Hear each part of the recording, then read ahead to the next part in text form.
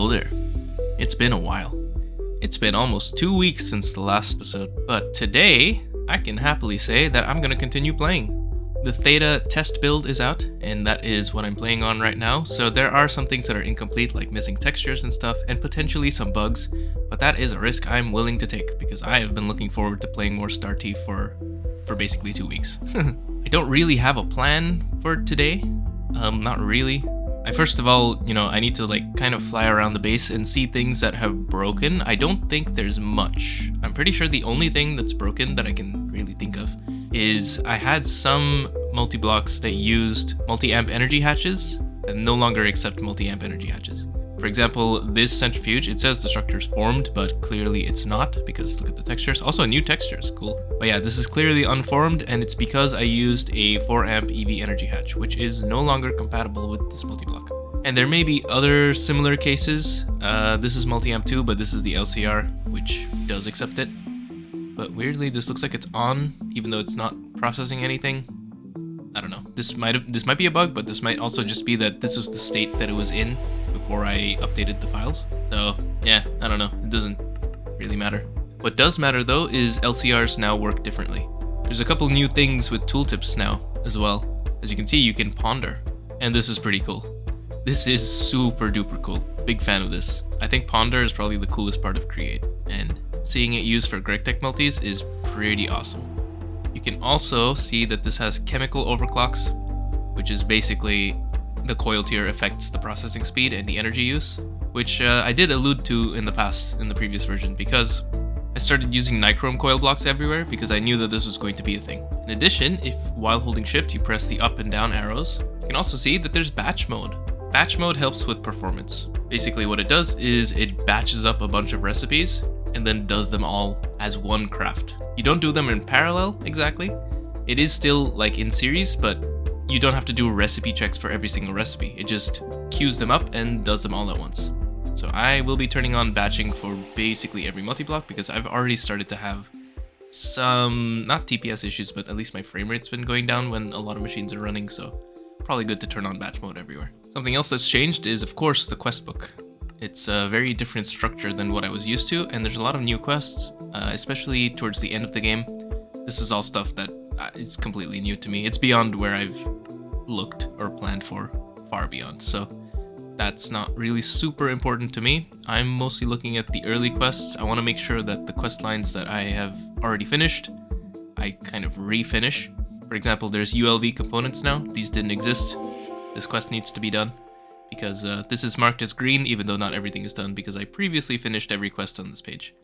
But I would like to have finished them all, so I'm going to make some ULV components just to finish this off. I think the Industrial Revolution tab is either completely unchanged or some quests have been removed. I can't really tell, but this looks completely done to me. Automation H, this is where I was before taking a break. It looks kind of almost exactly the same to me. It's like mostly the same. I think this quest might be new, I'm not sure. But this is where I'm going to be picking up today. I'm going to start doing some of these quests, like the epoxy sheet, the cupric chloride solution. Maybe I work on trying to get some better circuits today. Maybe that's a good goal. Not sure. And everything else, it was new to me before, so it's still new to me now. I don't know what's changed. Progression tracking has changed. There's a lot more pages of this now. There's even one for nuclear fission, which I think is completely new. A lot of these are kind of done, or overlap with what I've done before. I'm not sure why this shows a chem reactor or whatever this is. I guess it makes sense. But radon has been included here. I think this was here before too, but I think it was elsewhere on the quest page, not sure. And this whole quest line looks new to me. I don't remember seeing bromine in the past. This is also completely overhauled, and then so are the others, as far as I can tell. Line of progression looks kind of the same. I think there's some new stuff towards the end, but where I've been, this looks kind of mostly the same. The power tab, I'm not sure. It looks different to me, but I think that's just different textures. I'm not sure if the quest layout is actually any different. I don't think it is, but I'm not sure. Applied Energistics has a bunch of cool new stuff now. We'll get to that when we get to that, I guess. Mystic Lag, I have no clue. I didn't start on this, so we'll see. Quality of life is a big one. Though that said, I don't think there's anything... Ooh, Project Red. Oh, yes. Yes, Project Red is back. So good. I can finally do some redstone shenanigans. So that's pretty important. And the shop, I have no idea if any of this is different. I didn't really use the shop much, so But cool, that is where we are. I don't know if channels have reset by me updating, so I'm going to just turn them on again. And now I'm gonna get back to work. Let's get some better circuits. Right, so the EV circuit assembler needs EV emitters, which need quantum eyes, which need radon. So actually I need to do this first. The quest book will guide me. I need to do some air distillation. Specifically, I need to distill ender air to get radon. Let's see the whole line. So distilling ender air, 200 buckets, gets me 1 bucket of radon gas. Oh my god. Ouch, this is gonna hurt.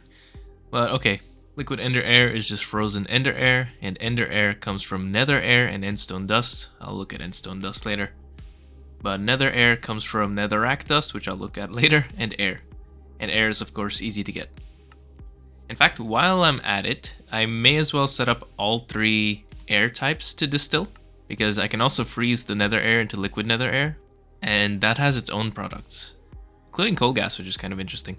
But yeah, okay. So, endstone, or endstone dust, is made in an LCR with lava and glowstone dust, so that's not too bad. And netherrack comes from lava and redstone dust, so I'm gonna need a ton of lava. Redstone dust and glowstone dust are basically solved because of the sieves over there. So I just need to set up some LCRs, and some distillation towers, and some freezers. But honestly, it shouldn't be too bad. Especially now that I have this dedicated chem area. I'm gonna set that up over here. I'm gonna do all 3 different air types. Hey, the smoke texture is a bit different. It also doesn't go out as much. It's kind of nice actually. I think I prefer this. Well, I don't know. I like the new texture, but I think I really like the comically, like, just blasting smoke out. That was really funny. But this does look a bit more realistic, I think. It looks nice.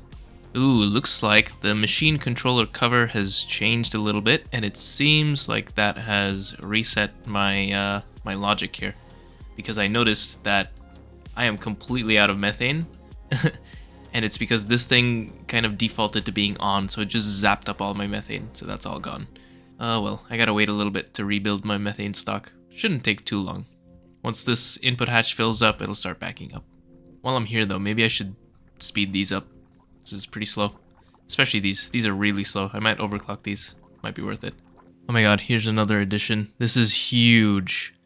I can hover over stuff in a craft and press R and it opens the recipe. Oh my god, I've been missing this feature for so long. Amazing. Here's something weird. I am not able to open pattern providers? Maybe a bug? Yeah, weird. After some investigation, it seems that this is something that's known about, so hopefully it gets fixed in the next testing version. Luckily, I'm still able to manipulate things inside the pattern terminal, so it's not a total blocker, which is nice. Hey wait, this is new. This is definitely new. The modular combustion frame. Ooh, oh my god. Holy shit. I need this. I need this now. Oh, this is so cool. It holds modules, and different modules can burn different things. That's pretty cool. Looks like the first one is the Unreal combustion module, maybe? It does need LUV power, or it produces LUV power, so it's not that far away. That's right. It's the return of Hog. Hog's gonna be the best. Down with benzene, up with Hog. I come bearing incredible news. Look at how fast I can mine bit. Oh, that's so much better. Oh my god. Now I can make mistakes in peace. Well, here's netherrack and endstone. They're both made in the LCRs down below, and then I macerate them to get the dusts. And those are stored here, and I'm using drawers because I don't really see the point in storing it in super chests, because 4 million of these dusts is not really necessary in my opinion. And this way I can get away with the single channel using the storage controller. The lava input is shared, and then the other 2 inputs are not. Pretty simple overall. So, that's the endstone dust and netherrack dust, which means I can make nether air and ender air. And in fact, I'm just going to checkbox them even though I haven't done it, because I'm not going to store them as nether air and ender air, because I'm going to freeze it and distill it immediately. And that'll get me radon. And here's the rest of it. Starting with 2 mixers to make nether air. I need 2 because 1 is not enough to make ender air and have an excess of nether air, so one of them is dedicated purely to making nether air properly, and one is dedicated to supplying the input for ender air. And yeah, this third mixer is for making ender air. Next up, I have the 3 vacuum freezers here. This one's just supplied with air directly. This one gets the nether air, and this one gets the ender air. And then you get the liquid versions of those output. In the case of the regular air and the nether air, I am directly supplying it to a hatch that's kind of hidden away, but it's directly being supplied to the distillation towers on top. And these are, yeah, they're just working. Nothing more to say about that, really. Everything gets distilled and everything gets stored. But for the last one, I had to do a bit of shenanigans because this makes liquid ender air, right? Which is fine. It's an IV recipe, so it's double hatched. Same thing with the distillation tower. But the recipe for distillation needs 200 buckets at once, and an EV input hatch can only accept 128. So what I had to do was make an ME input hatch. And then here's a teeny tiny little subnet where I store the liquid ender air in the super tank, and then I auto pull it into this ME input hatch. And this has more than enough capacity. I don't know if there even is a limit. It might just be like max integer limit or something. So yeah, so that's how I pull in more than 128 buckets at once into this DT. And all of these work, and everything gets stored in the back. Not everything is hooked up to AE2 yet, but everything is being produced, including radon. And what that means is I can make my EV circuit assembler and EV emitter and EV sensor. Cool. I kind of forgot, but I did do epoxy, so epoxy sheets are also solved. Which means I can basically do everything, I think. I'm going to quickly first make cupric chloride though, because this is better. It's pretty easy to make. EV mixer recipe with hydrochloric acid and copper 1 chloride dust, which can be made in an LCR with copper and chlorine. Pretty simple. I don't think I'm going to passive this, actually. I think I'm just going to pattern this because there's no loops. Nothing's going to go wrong. And then I can just use the cupric chloride on demand. Once I make that, I can make my epoxy circuit boards and epoxy printed circuit boards. Uses some electrum foil, nothing too crazy. And then I need to make nano CPU wafers, which is fine, except it's a clean room LCR recipe. So I need to build an LCR inside of my clean room, which is fine too. In this mod pack, multi-blocks don't count as clean rooms, necessarily. There's a way to make that happen, but by default, it's not like that, which is fine. There's lots of space in this clean room. And once I have those things, I can finally make nanoprocessors. More infra, but a bit cheaper. That's the classic Greg Tick loop. Once I have that, I can also make nanoprocessor assemblies, which are EV circuits, and nanoprocessor supercomputers, which are IV circuits. And with those, I can even make nanoprocessor mainframes, which are LUV circuits. They're going to be pricey, but it's possible. So, LUV circuits today. Oh, hey, I found a recipe that I think is now different. So this used to be a recipe because clearly I had it patterned, but this is to make calculation processors. But now I need ACU chips, which I think are new. They're from the Star Technology mod, so yeah, they must be new. Which means ACU wafers now exist, which are also new, which I need to make. Which means a Certus Quartz lens laser engraver. But this seems pretty chill. This seems like I'm gonna get a lot of these pretty quickly. Yeah, it seems like the engineering, logic, and calculation processors all have silicon chip replaced with the ACU. I don't know if there's anything else that's been replaced, but this is what I found so far. You know, actually, now is probably a good time for me to start using universal circuits, because I'm gonna be swapping out which circuit I use for each tier of circuit pretty commonly from here on out. So it's probably good to standardize these so that I don't have to re-encode every single pattern in my base every single time that I get a new circuit.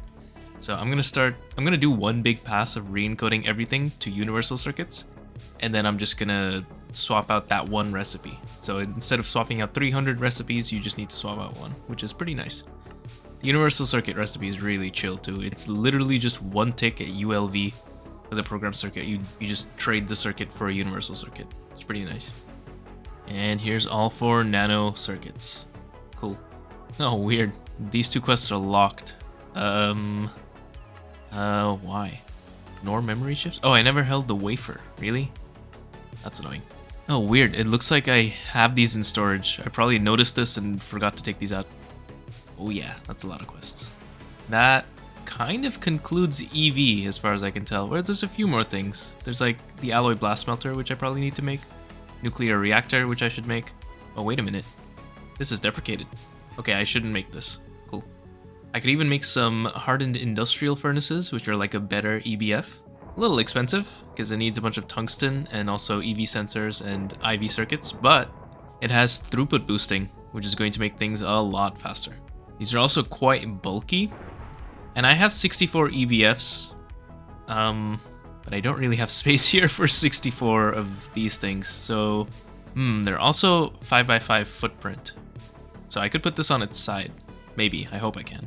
And then maybe I can kind of fit it in here in place of all the EBFs. It might take up a little more space this way, but that's fine. But I'll just make 16 of them. And this thing has throughput boosting, right? Which is 4 parallels. So it's like having a quad, basically. Okay, I'm going to make 16 of these. I don't know if I'm going to do that right this moment, but it is something I want to do.